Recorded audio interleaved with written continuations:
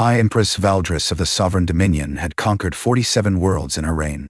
She had ordered the execution of 3 rebellions, the dissolution of 2 rival houses, and the annexation of an entire star system with a single broadcast declaration. When she spoke, civilizations trembled. But when she tried to say the name of her human interpreter, her voice caught in her throat. Translator Webb. She managed finally, the formal title a refuge from something she couldn't name. Attend me. Nathan Webb rose from his station at the edge of the throne room, acutely aware of the countless eyes tracking his movement. 3 years in the Dominion had taught him the weight of alien attention, the way the Valdari observed humans like scientists studying an interesting specimen. He stopped at the prescribed distance from the throne. Your Radiance, the consortium delegation arrives within the hour. You will translate. Of course, Your Radiance. You will ensure no diplomatic incidents occur. I always do. You will. She stopped. Her 4 eyes, arranged in pairs, luminous violet, flickered with something that looked almost like frustration. You will remain within sight at all times. Nathan had been the Empress's personal interpreter since the Human Valdari Cultural Exchange Program had placed him here. In that time, he had learned to read her better than most of her own courtiers. The slight tension in her shoulders, the way her claws retracted when she was uncertain, the barely perceptible hesitation before certain words. She was nervous. The most powerful being in 12 systems was nervous. May I ask why, Your Radiance? You may not. She turned away, her ceremonial robe sweeping the polished floor. Prepare for the delegation. Nathan bowed and retreated, his mind churning. The consortium was a loose alliance of species who had been resisting Valdari expansion for decades. This meeting was supposed to be a preliminary negotiation, terms of potential peace, boundaries for territorial disputes. Routine diplomacy. So why did the Empress look like she was preparing for battle? The answer came 3 hours later, when the consortium's lead negotiator revealed their true agenda. We propose an alliance, Ambassador Kethris announced, his serpentine body coiled in the diplomatic greeting posture. A permanent one, sealed by the traditional method. Nathan translated the words automatically, his blood running cold as their meaning penetrated. Traditional method. In consortium terms, that meant only one thing.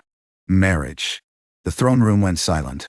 Empress Valdris's claws extended slowly, a threat display so subtle that only Nathan caught it.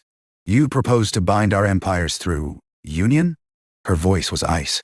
We propose to end 3 centuries of conflict through the joining of our highest bloodlines.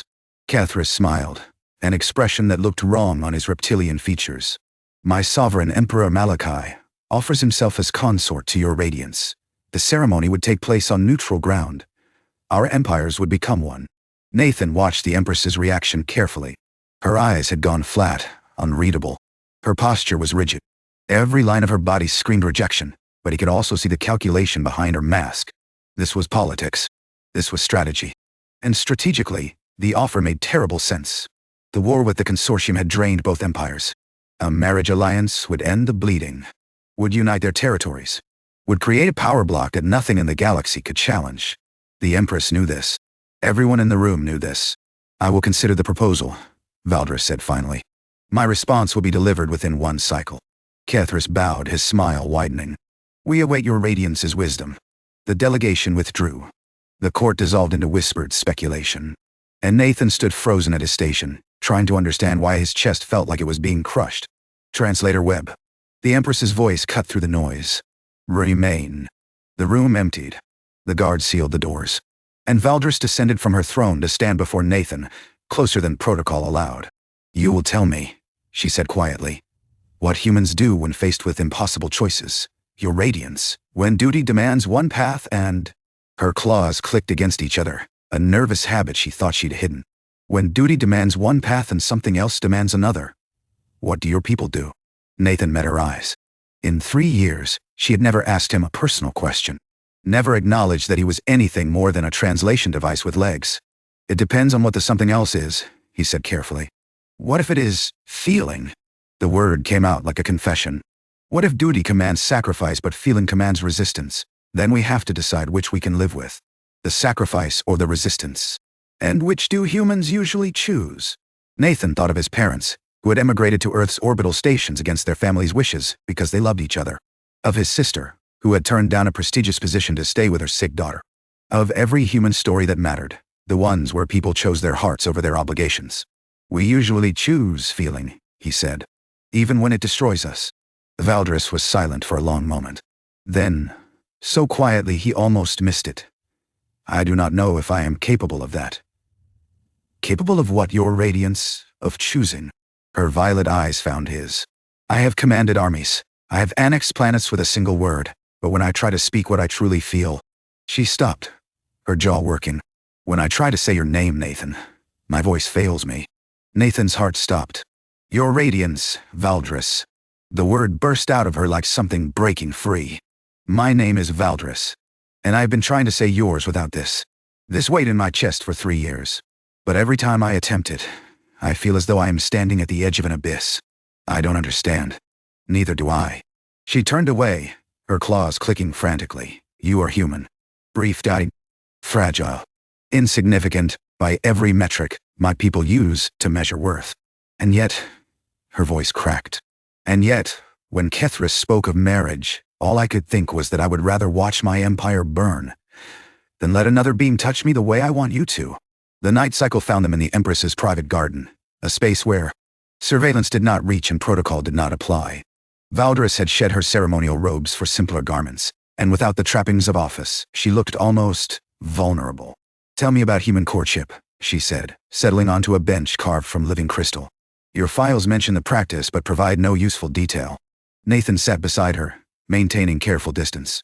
It varies. Different cultures have different traditions. Your culture, your traditions. We spend time together. Learn about each other.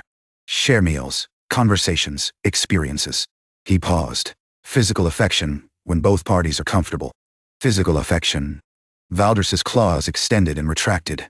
The nervous habit again. The Valdari do not touch casually. Contact is reserved for combat, for medical necessity, and for, she hesitated, for bonding, the merging of life paths. Is that like marriage? It is more permanent. Marriage is a contract. Bonding is Aiden. She struggled for words. It is a rewriting of the self. Two beings become intertwined at the deepest level. Separation after bonding is not divorce. It is amputation. Nathan absorbed this. That sounds terrifying. It is. It is also the only form of connection my people find meaningful. She turned to face him. I have avoided bonding my entire life. The political implications were too dangerous. No consort could be trusted not to use the connection as leverage.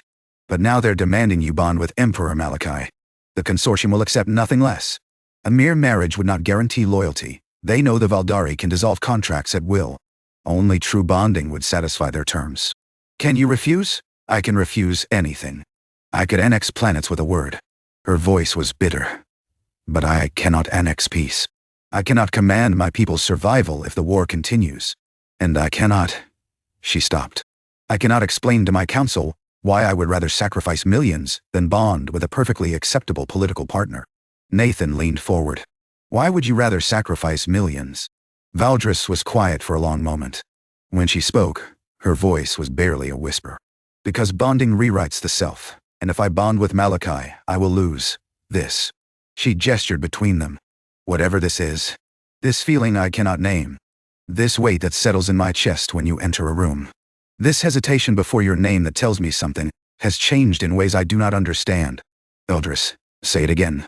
What? My name. Say it again. Valdris. She closed her eyes. When you speak it, I feel as though I am being seen. Not the Empress. Not the conqueror. Just me. Her eyes opened. Does that make any sense at all? More than you know? Then tell me what to do. Her voice was raw. You are human. You understand feeling. Tell me how to choose between my empire and this impossible, inexplicable need to be near you. Nathan reached out slowly, giving her time to withdraw. She didn't. His fingers touched her hand, her skin cool and smooth, scaled in patterns that caught the starlight. I can't tell you what to choose, he said. But I can tell you that whatever you're feeling, I'm feeling it too. Valdris stared at their joined hands as if she had never seen such a thing. This is bonding behavior, she whispered. In my culture, this is how bonding begins. With touch. With intention. Then maybe it's not just a Valdari thing. Her eyes met his. You understand what you're saying? The permanence of it. I understand that I've spent 3 years watching you from across rooms, translating your words while wanting to speak my own. I understand that when Kethris offered you to another, something inside me broke. Nathan tightened his grip on her hand. I understand that you could annex planets with a word, but you hesitate before saying my name, and that hesitation means everything. Nathan. Nathan. Her voice cracked on the syllables. Nathan Webb. My human. My. She stopped, overcome. You're what? Everything I am not supposed to want. She lifted her free hand to his face, her claws carefully retracted. Everything that will destroy my reign if I pursue it. Then don't pursue it, Nathan said. Let me come to you. He kissed her. Valdris made a sound. Not quite a gasp, not quite a cry. Her arms wrapped around him with a strength that reminded him what she was beneath the vulnerability. A predator, a conqueror, a force of nature that had bent systems to her will. But in his arms he trembled like something newly born. This changes everything, she breathed when they finally separated. I know. They will try to destroy us. Let them try. You would fight the entire galaxy for this? For me? Nathan smiled. I would fight whatever I had to fight. I would translate peace treaties or declarations of war. I would stand beside you while you annexed planets or surrendered them. He touched her face. I would do anything, Valdris. Because you finally said my name. The announcement shook the Dominion to its core. Empress Valdris, supreme sovereign of 12 systems, had rejected the consortium's marriage proposal. Not with diplomacy. Not with negotiation. With a declaration that echoed through every frequency in known space. I will not bond with Emperor Malachi, she proclaimed from her throne, Nathan standing at her side in plain view of every broadcast drone. I will not surrender my sovereignty or myself to seal an alliance built on strategic convenience. The court erupted. Ambassador Kethris surged forward. This is an insult. The Emperor will not tolerate. The Emperor will tolerate whatever I choose to give him. Valdris's voice cut like plasma. I am Valdris of the Valdari. I annexed worlds before his grandfather was spawned. I will not be traded like livestock to secure a peace that benefits his empire more than mine. You will face war. Devastation. The destruction of everything you've built. Then, I will face it. Valdris rose from her throne, her full height imposing even by Valdari standards. And I will not face it alone. She reached down and took Nathan's hand. The chamber went silent. This is my choice, Valdris announced, her voice carrying to every corner of the room, to every receiver in the Dominion, to every being watching across 12 systems. This human, this Nathan Webb. Not because of politics, or strategy, or alliance. Because he taught me that some things matter more than empire. The silence stretched. Nathan felt the weight of thousands of eyes, alien, hostile, uncomprehending. Then Lord Vareth, the Empress's oldest general, stepped forward. His scales were gray with age, his body scarred by 100 battles. I have served 3 empresses, he said. I have watched each of them sacrifice themselves on the altar of duty. I have watched them bond with partners they despised, produce heirs they resented, and die having never once tasted what they truly wanted. He knelt. I will not watch it happen again. One by one, others knelt. Not all, not even most, but enough. The loyal, the tired, the ones who had waited their whole lives for someone to speak the truth that everyone knew but no one dared voice. Ambassador Kethris's face contorted with rage. This is madness. The consortium will negotiate, Valdris interrupted. On my terms. Not through bonding, but through the old methods, treaty and trade and mutual benefit. She smiled, and there was nothing soft in it. I can still annex planets with a word, Ambassador. I simply choose not to annex myself. She turned to Nathan, and for a moment, the Empress vanished. What remained was simply Valdris. Fierce and frightened and utterly alive. Was that acceptable? She murmured, low enough that only he could hear. It was incredible. I do not know what comes next. Neither do I. He squeezed her hand. But we'll figure it out together. The weeks that followed were chaos. The consortium rattled their swords. Domestic factions plotted. Alien powers watched with hungry eyes, waiting for weakness. But weakness never came. Valdris ruled with the same iron will she always had. But now, something had shifted. She listened more, delegated more, allowed herself moments of rest that would have been unthinkable before. And Nathan stood beside her through all of it. Not as a translator or an ornament, but as a partner. An equal. A reminder that the mightiest conqueror in 12 systems had chosen something more than power. The bonding ceremony took place 1 year after the announcement. It was a small affair, just Nathan, Valdris, Lord Vareth as witness, and a single officiator. No broadcast. No audience. Nothing but two people and the weight of what they were about to become. You understand what this means, the officiator intoned. Bonding is not contract. It cannot be dissolved. It rewrites the self. I understand, Valdris said. And you, human? You understand that you are binding yourself to an entity who will live for centuries? That you will change her in ways you cannot predict, and she will change you?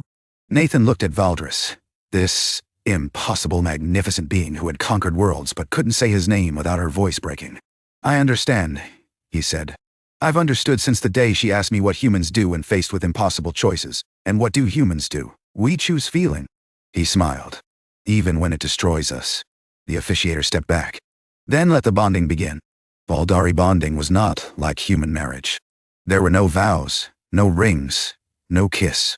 Instead, Valdris took Nathan's hands in hers and opened herself. A psychic connection that humans shouldn't have been able to feel, but Nathan felt anyway. Like a door opening in his mind. Through that door he saw her. Not the Empress. Not the conqueror. Valdris died. Every fear and hope and secret shame. Every moment of loneliness in a throne room full of people. Every hesitation before his name as she tried to find words for something she'd never felt before. And she saw him. Every grief and longing. Every night spent watching her across crowded rooms, translating her words while burning to speak his own. Every moment of desperate hope that what he felt might somehow impossibly be returned. The connection sealed. They were no longer two beings. They were something new, intertwined, inseparable, written into each other's souls. When Nathan opened his eyes, Valdris was weeping. Valdari tears were silver, catching the light like captured stars. I can feel you, she whispered. Inside me. Part of me. Is it what you expected? No. She pulled him close. Her strength gentle now. It is more. So much more. Valdris thought. He spoke her name into the curve of her neck, felt her shiver through their bond. My Valdris. Nathan Dodden. She said it without hesitation now. Without weight or fear or the abyss that had once yawned beneath those syllables. My Nathan, my human, my everything. They stood there for a long time, learning the shape of each other through a connection that transcended language. When they finally emerged from the ceremony chamber, the galaxy was waiting. Problems to solve. Wars to prevent. An empire to rebuild. But for the first time in her reign, Valdris faced it all without the burden of solitude. She could still annex planets with a word. She could still command fleets and shatter rebellions. She was still the most powerful being in 12 systems. But she no longer hesitated before saying his name. And in the end, that was the greatest conquest of all.